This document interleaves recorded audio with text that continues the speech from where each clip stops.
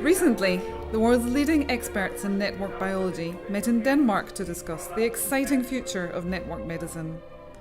The discussion took place at a large symposium hosted by DTU.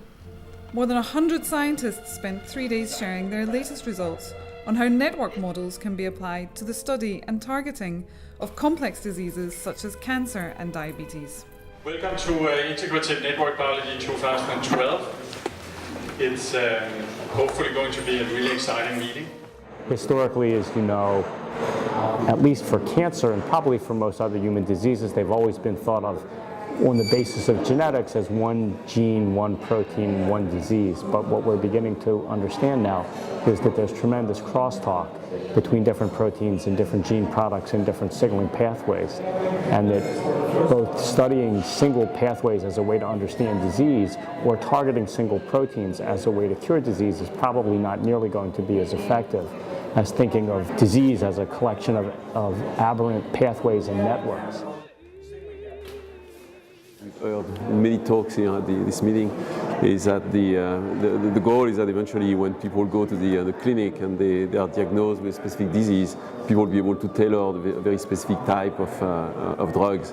And that, I guess the hope is that, the promise is that by doing this kind of systems biology research or approach to understanding disease, we might be able to tackle try to customize the different remedies to trying to identify the cocktail of drugs that people would have to take to cure a very specific disease.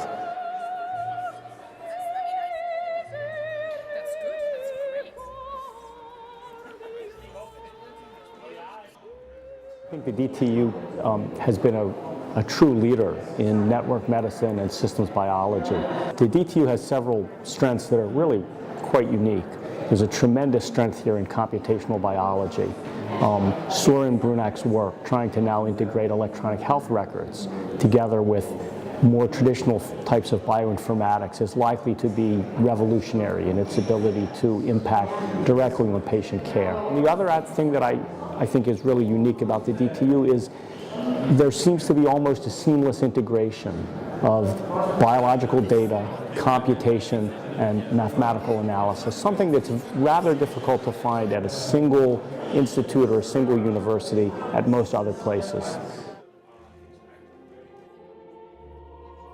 What we have learned the last 3 days is that we have had some already big success stories, but also that there's a lot of complexity still left to deal with, in particular in terms of tumor and cancer biology.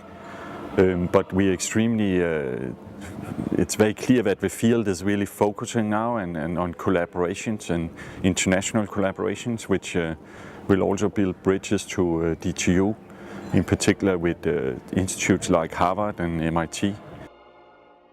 The DTU is very fortunate to have people like Søren Brunak and Rune Linding who really think about these things in a way that's very non-traditional. And the way that they're looking at things and the way they're thinking of things is likely to have implications that are going to go far beyond just the DTU. I think that these people are going to shape the way the next generation of physicians and cancer biologists and perhaps physiology in general is approached.